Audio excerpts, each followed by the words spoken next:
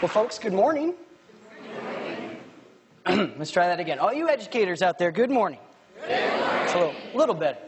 Thank you so much for being here. Thank you for the university for hosting me, Dr. Ginsburg. I'll tell you what, I'm really excited about your theme. I'm also a little surprised that I'm your opening speaker. You see, I'm not from this part of the country originally. I've moved around a lot. Last couple of years I've taught here in the state, live in a beautiful part of the state, very close proximity to an airport, so I can fly around the country and work with schools and educators, but also very close to that other research university. And I've done my very best to ensure that all of my children grow up to be K-State fans. So, 4 people, woo! Kind of a bold statement for this crowd. And I bring that up because it's interesting that despite my best efforts, the majority of my children are actually turning out to be KU fans. Yeah. I'll give you, and that's just not to warm up to the crowd. I'll give you an example. Recently, one of my boys suffered a terrible accident on the school playground, broke it in half. And he kept passing out because of the pain, and he thought he was going to die.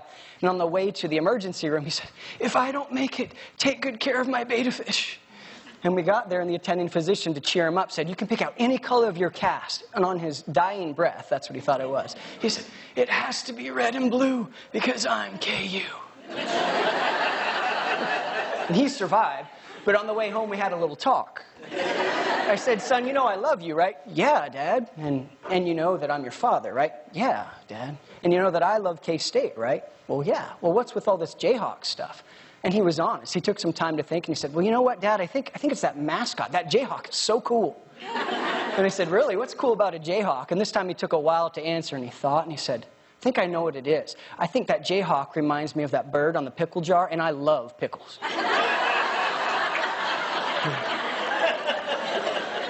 Now, I tell that story for 2 reasons. First reason, I've been doing this long enough to know if you want a crowd of educators to warm up to you, you tell stories about cute little kids on playgrounds with broken arms. The other reason is it seems that despite our best efforts sometimes to educate, in my case to indoctrinate my own children, there are other forces that influence the decisions that young people make, especially when it comes to education. Some of you are like, "Wow, that's deep. He got all that from a broken arm." Most of you are like, "Really? I drove all the way here and found a parking spot during construction to hear pickle stories." Now, not exactly. See, it's my opportunity to share with you my perspective of education, some of my thoughts. You have the more important job, which is to sit there knowing the contextual factors of your schools, your classrooms, your teachers, and your students. Linda and I were visiting about the different challenges of some of her school, very different from the schools that I've worked with recently.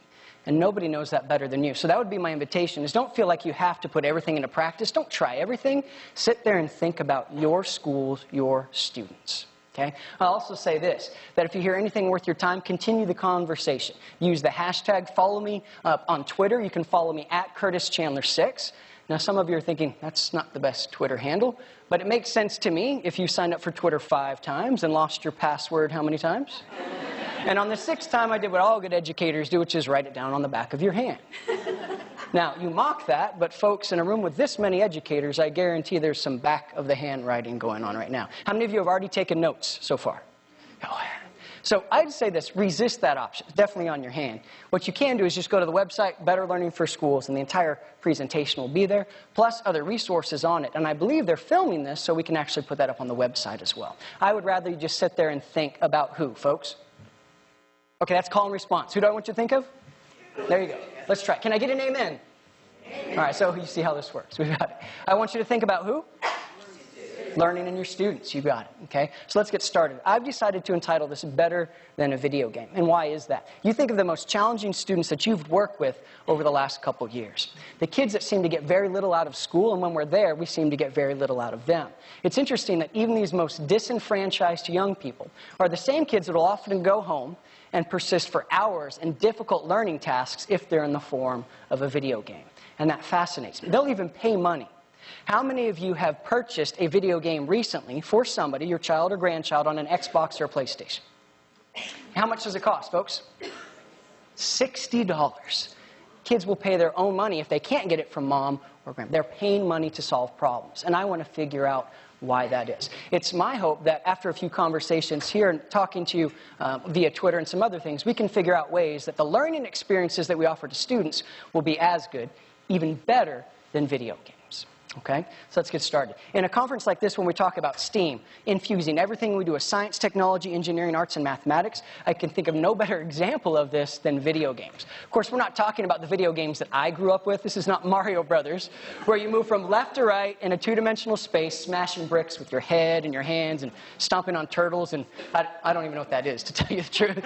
And if you want to go the other way, you can walk that way, but you get stuck trying to go the wrong direction. This is not the type of video game we're talking about. We're talking more about video games like this. This is called Flower. What's it called? It's for PlayStation 3. It's a virtual dreamscape where you can manipulate the elements, like the wind, to gather up pollen, other flower petals, leaves, just to make things more beautiful. The scenery is incredible. The music is powerful. This is an example of STEAM. Now, if that doesn't impress you, let's show something that you might be more familiar with. This is Clash of Clans. You're like, well, some of you are already growling. How many of you know someone or you yourself play Clash of Clans? Okay. How many of you play Clash of Clans? Anybody playing it right now? Had a couple people like, oh, no, just put it away. And you start to ask yourself why that is. This is strategy. This is systems and resource management. You build and update an entire civilization so you compete with other civilizations. How much does this game cost? It's free. It's less than my Mario Brothers. So kids and grown-ups are solving these types of problems for free. I'm fascinated by the way that video games are put together. Give you another one. In addition to the STEAM factor, we could also consider this, that if there's any hallmark of humanity, it's playing games. As long as there have been men and women on this planet, there's evidence that they have played games. Okay? My kid helped me design that, by the way. He's like, this is going to be so cool. This is the work of an archaeologist, Dr. Barbara Voorhees, over at the University of California, Santa Barbara. And she and several of her colleagues were unearthing or excavating. They don't unearth, they excavate. She reminded me of that. These ancient fishing villages with these giant shell mounds. And as they went through these, underneath these shell mounds, they found these superimposed floors, organization. And on those superimposed floors, they found these enigmatic shapes. And what they determined was this is one of many games that ancient men and ancient women play. They found primitive dice-looking things, and you can figure out how you do it. You roll the dice, and you try to be the first one to do what, folks? Get to home. That's right, first one there. Not unlike some of the games that we grew up with. Sorry, marbles. How many of you have a marble board in your closet right now? This is the Midwest. That's right. Same type of thing. We didn't invent it. This has been around for 5,000 plus years. As long as we have archaeological remains in Mesoamerica, Guatemala, Mexico, we have evidence of games that people play. Okay? Now, I'd rather us talk about this. That other stuff is cool, but in a conference like this, I'd hope as educators we'd examine video games as incredible learning machines. Now, why is that? What you could do is your homework assignment could be this. You go download Clash of Clans and play for about 15 minutes. And as you play, just keep a descriptive list of the things that this game does to ensure that you keep persisting in this challenge. Then you take a step back and you say, okay, what does that have to do with my classroom and my students? Be a little bit more analytical. That'd be a fun homework assignment. And you'll start to see how powerful these tools are as learning machines. Now, several researchers, scholars, and writers have said video games have this and this, and they call them mechanics, components, dynamics. Bottom line is there are a lot of things in video games that drive human behavior and improve learning, game playing. In the interest of time, we're probably only going to talk about a few of them. First and foremost is the one I think we need to most readily and quickly apply into our classrooms. It's this element of fun, active, and immersive learning. This is what kids look like, ladies and gentlemen, when they're playing a video game. But if that same young man comes around the corner and realizes he's coming into my class, say it's middle school language arts, what happens to his countenance the moment he walks through the door?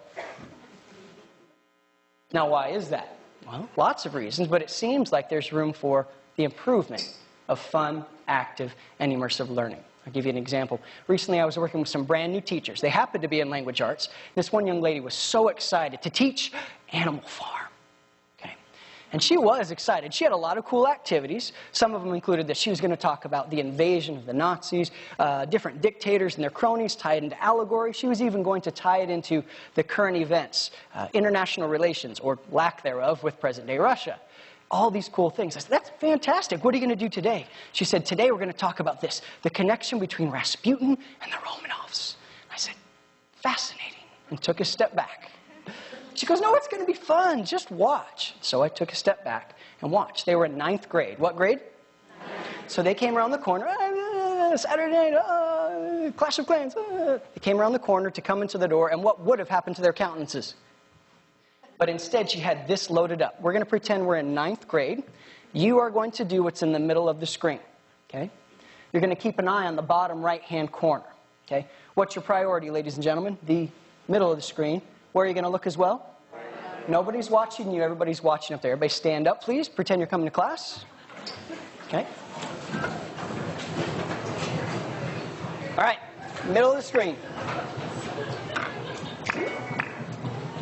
Nobody's watching you. In time.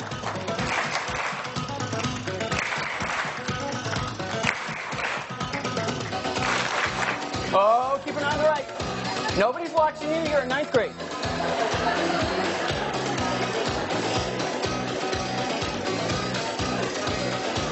Oh, it gets easier.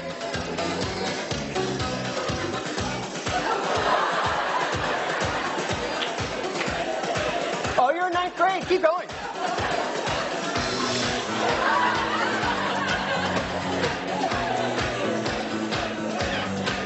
$15 more seconds.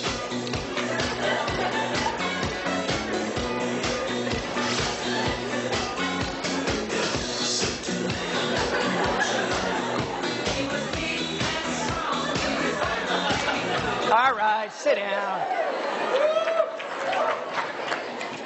So they went through the whole song. She's handing out the song lyrics. They get to the end, and she goes, "You know what we're learning about today?" And they're like, "No, but it's going to be cool."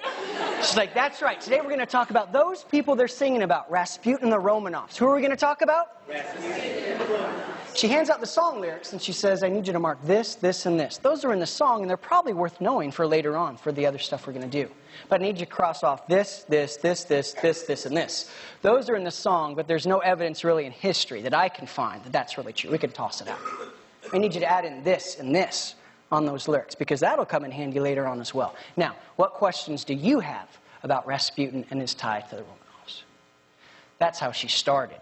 I stuck around for several days to watch this in action. When she came later on to this, the subtle differences between capitalism, socialism, and communism. Some of them subtle, some of them not so subtle. She said, "Do you think this would really work at school?" I said, "Well, what do you mean?"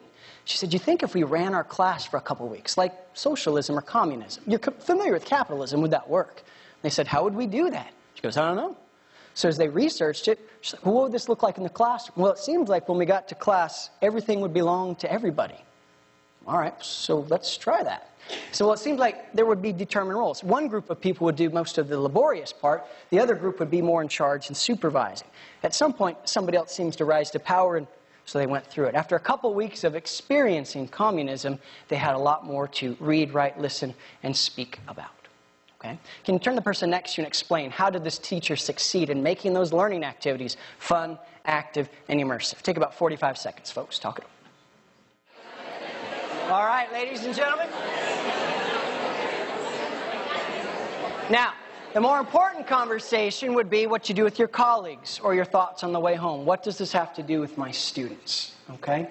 I've worked with a lot of educators around the country, and it seems like most of us tend to ask ourselves this: how can I get my kids to learn this? How can I get my students to learn this? When instead, video games would suggest that we should be asking a different question. This: how can we get our students to experience this? And the reality is, if you answer the second one, you've already answered the first. That's what video games often do better. Okay? I'll give you an example. This is the other campus. This is Professor Mike Wesch. He teaches cultural anthropology about 100 yards from where I do my research.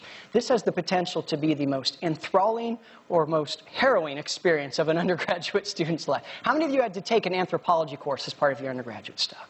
Okay? Turn to the person next to you and tell them everything you remember from that class. Go. Never mind, this won't take very long. Looks of surprise and concern. Now, Dr. Mike Wesch has studied many things in anthropology, one of which is the use of games. So what he did is, if we've got all these important things, globalization, imperialization, we've got global economics, how can we help our students to experience this? So he worked with his students to develop games that they play and that becomes a majority of their coursework. Give you an example. I want you to keep your eye in the middle. This is the cool stuff that's happening. Left-hand side are the tallies for the points for each of the teams, as well as the resources that are available. On the right-hand side is a small map so you can see where on campus they are. So here's how it works. You have 200 students, and they're divided into 16 different groups. Each group gets a box of resources, which might include marshmallows, straws, or rubber bands. They need all three to create marshmallow-tipped straw arrows that they use to defend themselves or shoot over the creek to score points. They're just like hanging out on this side of the... We are a self-sufficient country. But there's also another economy at work. Oh my goodness. This is so scary. Europeans in blue, red, and green score points by gathering these same items and creating marshmallow necklaces. Do a stand quiz, because they are coming. The Europeans have marshmallow blowguns. If you get hit with a marshmallow, you have to freeze for 100 seconds. This gives the Europeans enough time to control your land and take your resources.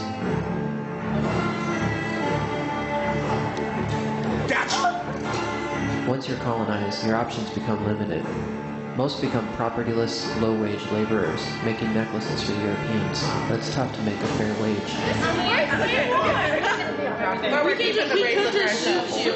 We could just you have nothing. As resources run low, others become desperate. Yeah, we keep on dodging bullets. You're running out of straws. You can't find straws. No one else has straws. Really? There's one more group. Dang. What do we got? Now, you can watch the entire video on his website or at Better Learning for Schools. What I like is this. He's asking himself, how can I get my students to experience this? If you bumped into one of his students, they can tell you a lot about cultural anthropology. Because they haven't just learned it, they've done what, folks? They've experienced it.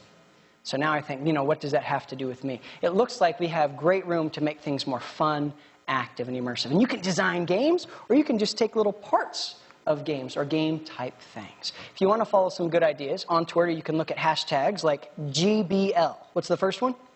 GBL, for game-based learning, learning from and through games. Okay? The other one you can look up is hashtag gamification. What's it called? Gamification. Okay? There are a lot of good ideas out there.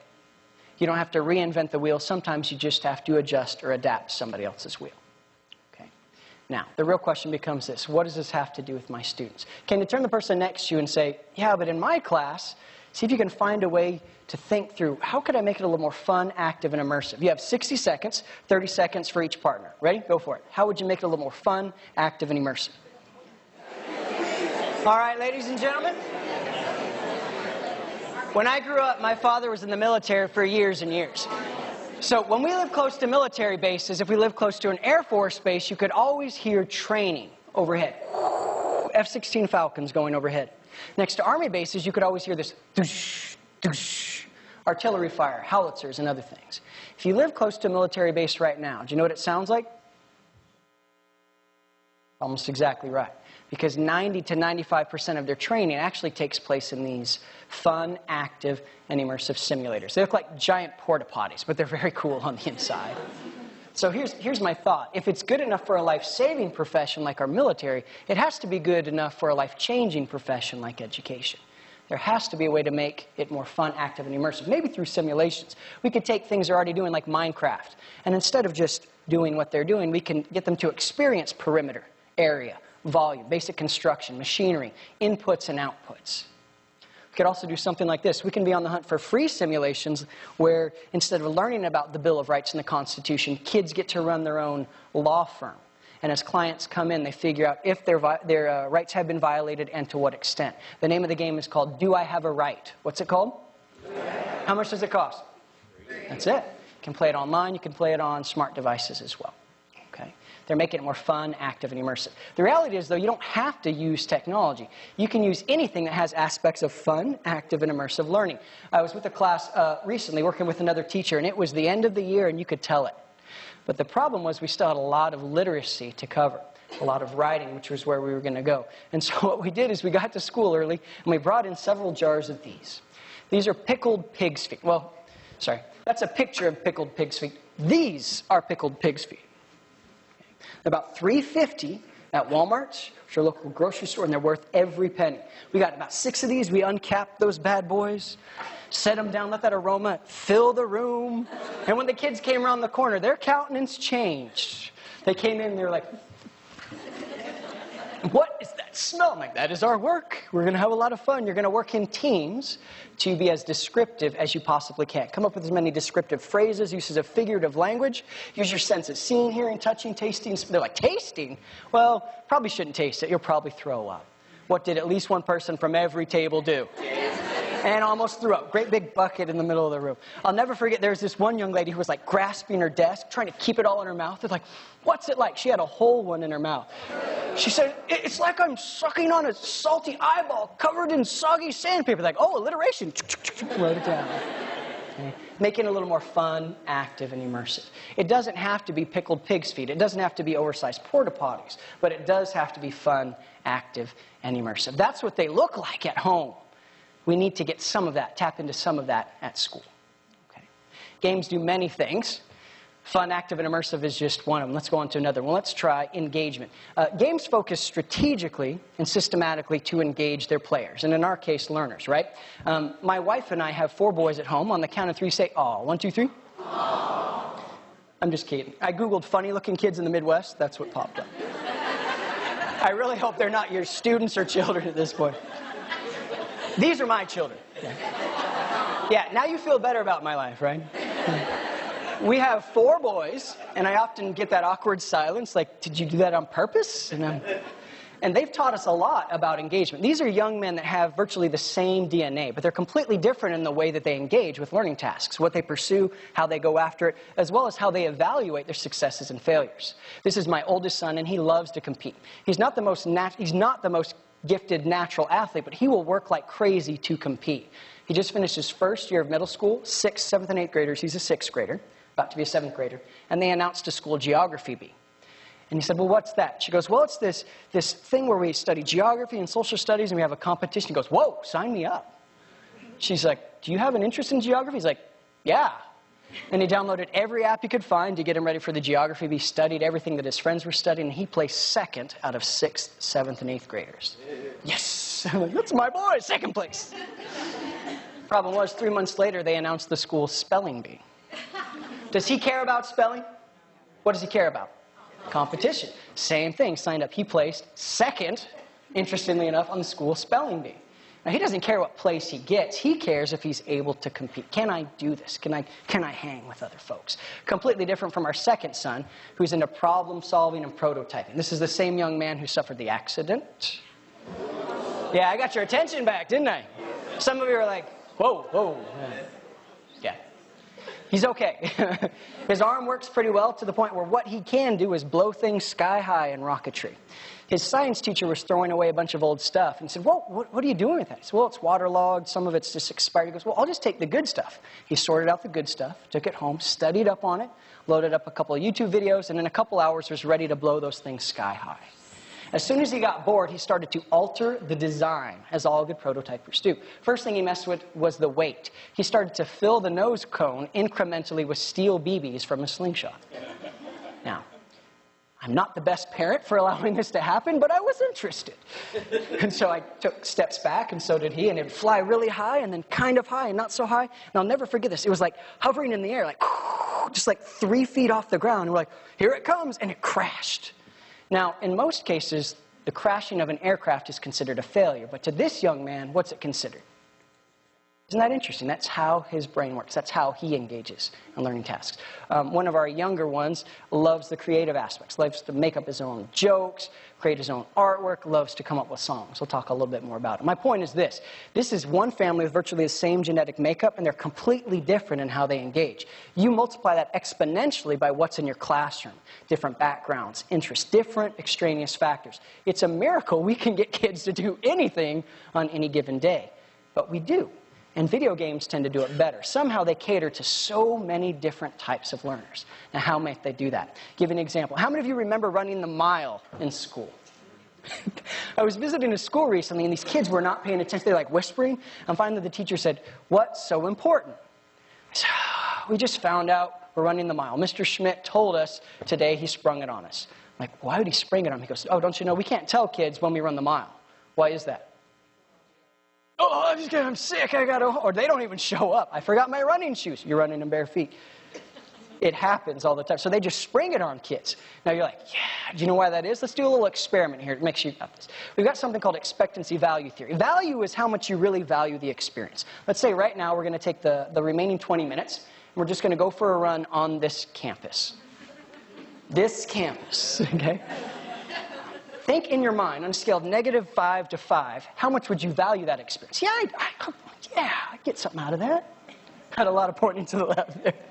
Now, how about expectancy? That's a little different. How well do you think you'll actually do? Not how much do you value it. You total up those two integers, you might get a very large positive integer, or maybe not. That's kind of a gauge of your motivation and engagement on a difficult task.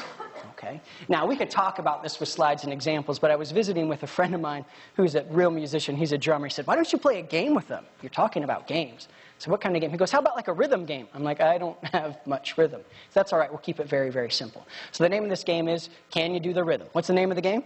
Can You Do the Rhythm? Okay? He's tried to simplify it for me. This is how it works, right? We've got expectancy value theory, we know. Ability. Can we do it? Do we value it? Let's do a pre-test really, really quick, okay? If we're going to do a drumming challenge, I want you to think in your mind, how much do you value it? What's your expectancy? Let me show you someone who knows what they're doing in action. This is a drum improvisation contest, okay?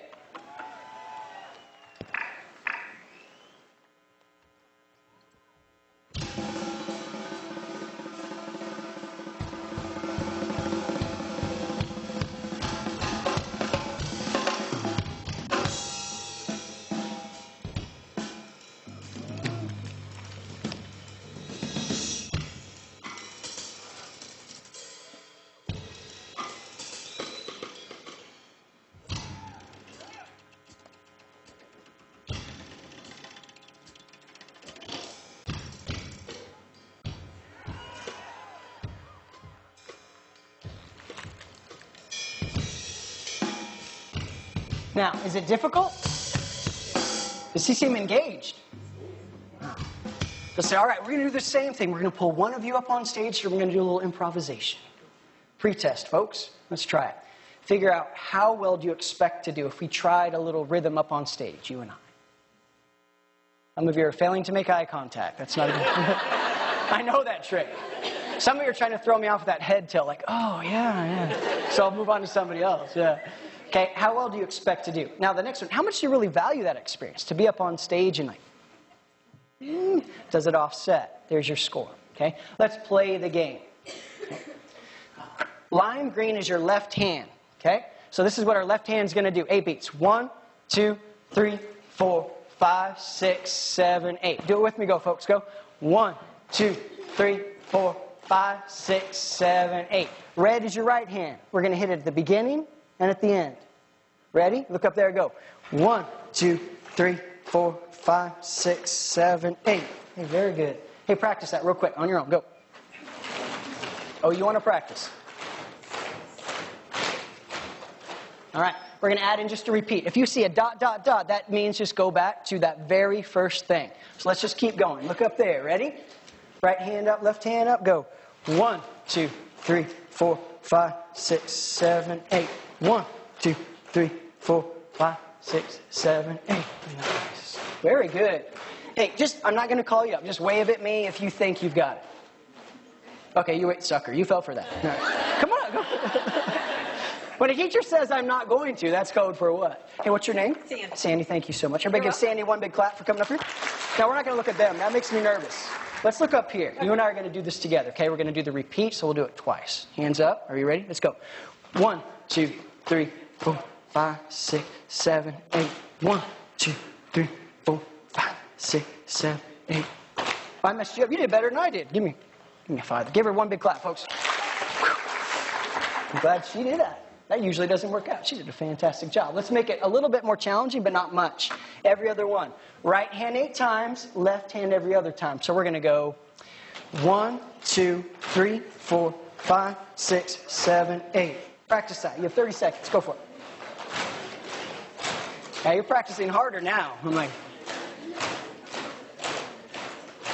all right, not that big of a deal. Time out. let's add in a repeat. We're going to do it how many times?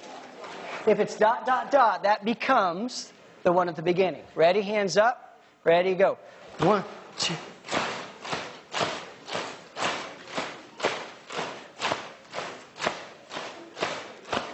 Nice. Good job. All right. I'm just kidding. Susie's like, no. But you notice how that heightened level of awareness peaked up as soon as I started scanning the crowd. Hey, let's do one that's a little bit more complicated. Let's do the first 3 beats. We're going to go together, left, left. Can you do that? Go. Together, left, left. Now we're going to do 6 this time. Okay? Stop now. You're too excited now. All right, 6. We're going to go together, left, left, right, left, left. Ready? Go. Do it with me. Go.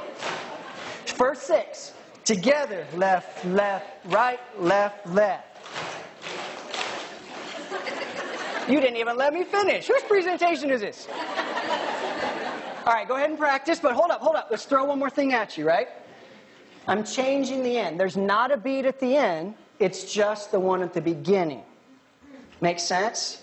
So it'd go together, left, left, right, left, left, right, left, together. 30 seconds to practice.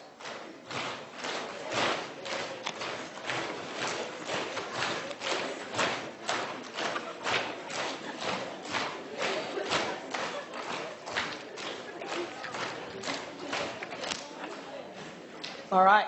Now, ladies and gentlemen, my friend's a real musician. I'm not. I brought a piano because it's STEAM. This is putting the A, the art factor. And what he said is you can take this rhythm, and it's very, very common to improvise even pop songs and popular songs with this. He taught me just a little bit real quick of this song. Old song. I'm trying to remember what it was.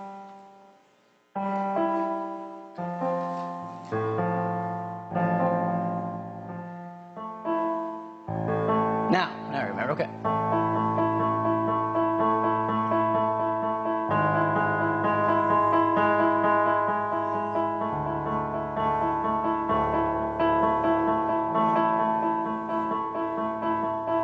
It's about 8 bars, and by the way, the entire song is what?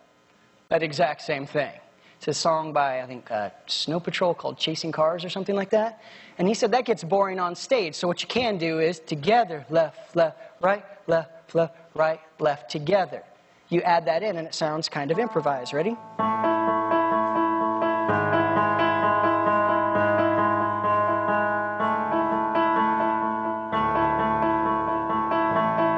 Get ready, here it comes.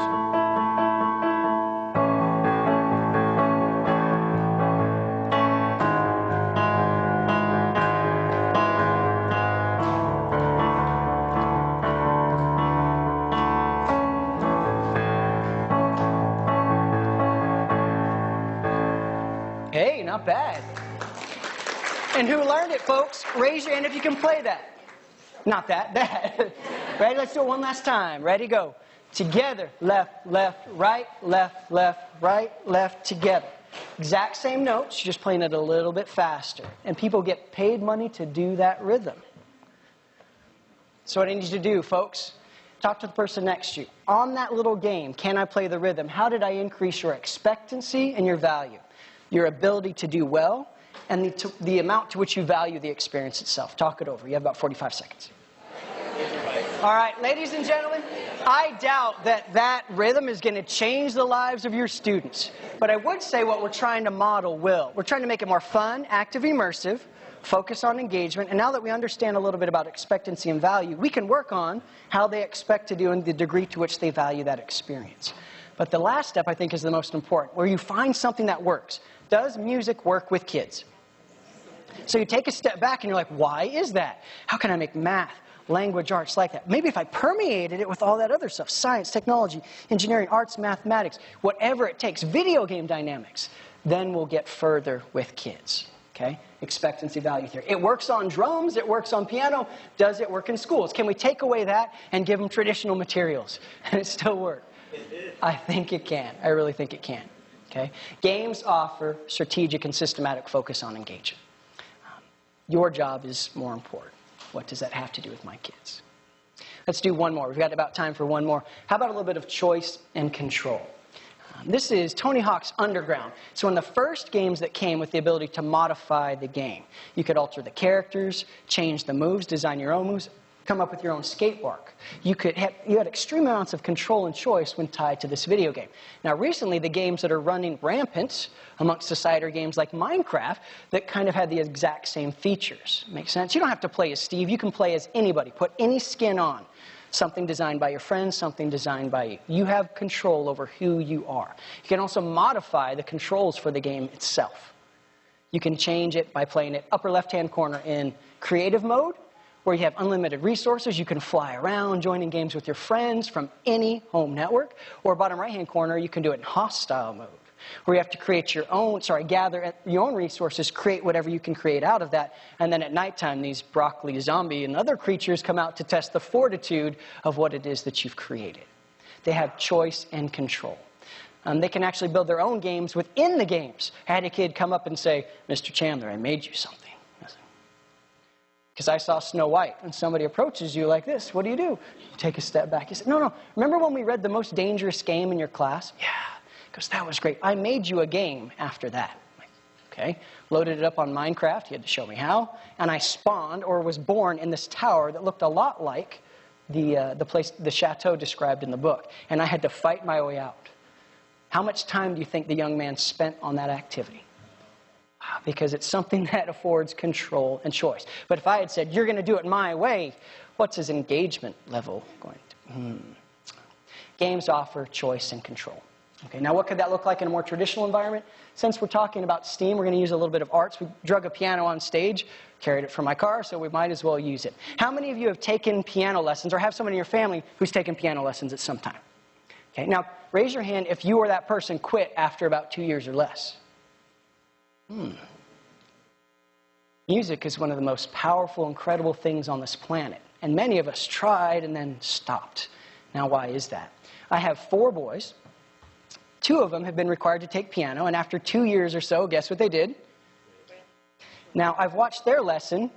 I remember taking 2 years of piano that I was required, and then I quit. And I'm not trying to reinforce stereotypes around piano teachers or anything, but can you picture my teacher? Male or female? Female. Okay. Old or young?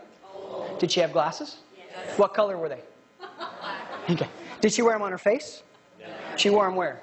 On a lanyard or a nose or up here? Or she'd carry them around like this? Okay, so we had the same piano teacher. And this is what this is what I remember. I remember her saying, "Sit up straight." Most important thing was sitting up straight.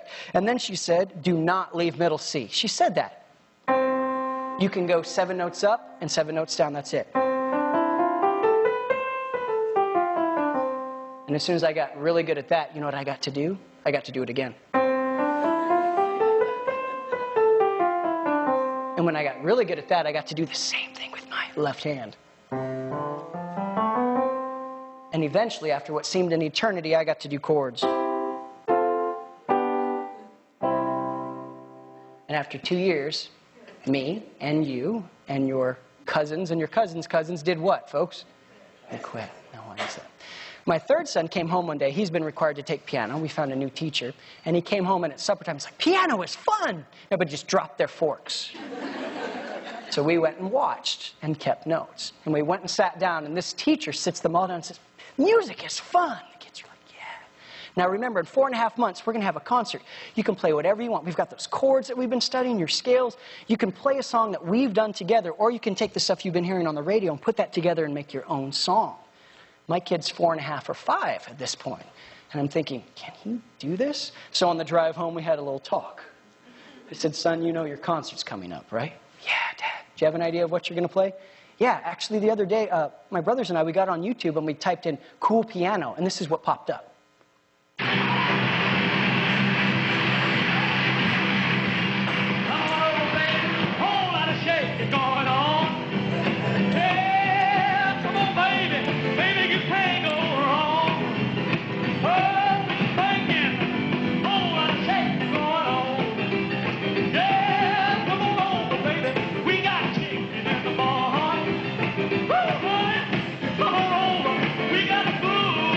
It's funny because that shirt and that hairstyle have come back into style.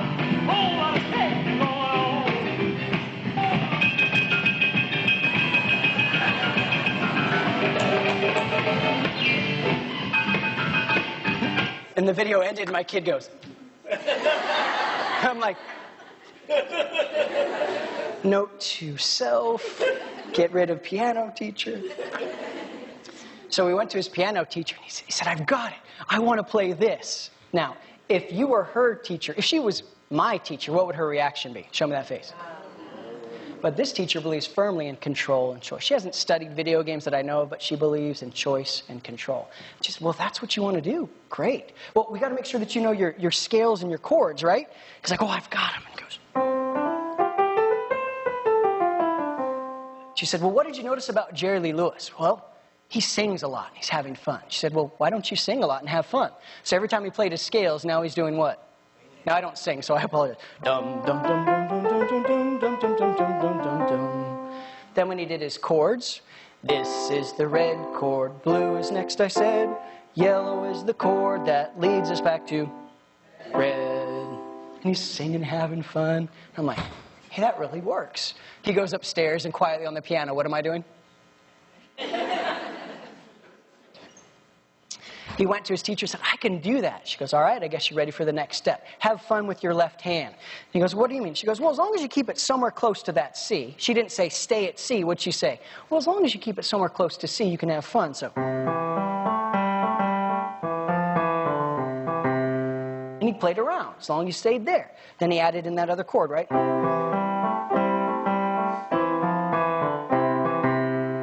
Now, the second rule of Jerry Lee Lewis is low is cool.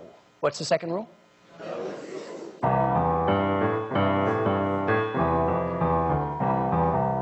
And she said, you can move around, but wherever your left hand goes, your right hand needs to go as well. And when you get lost, where do you go back to?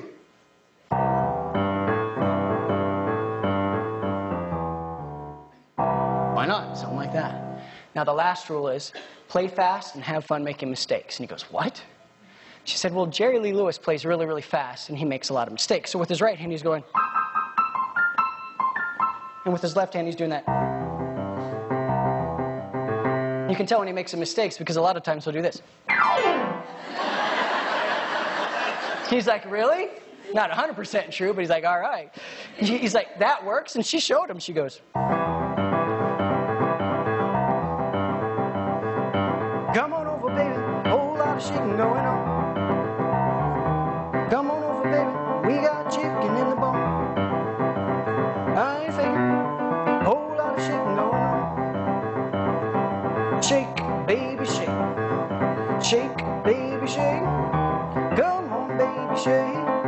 Shake, baby, shake. Whole lot of shaking going on. All right, there you go. And my kid goes. Because if she could do it and she was willing to let him try, he was fine with that. Ladies and gentlemen, this is the song that he wrote as a 4.5, 5-year-old. This is what's going on in his head. She and I put it on paper so we could show it to you. It's called Let's Have a Good Time. Interesting. What's he associating with piano lessons? Now, I was going to have him come and play, but the World Cup is happening. He's not about to miss a game. So we did videotape this. His brothers did, and this is what we've got, okay? I'm not going to show you his face because he goes, it'll make me nervous, Dad.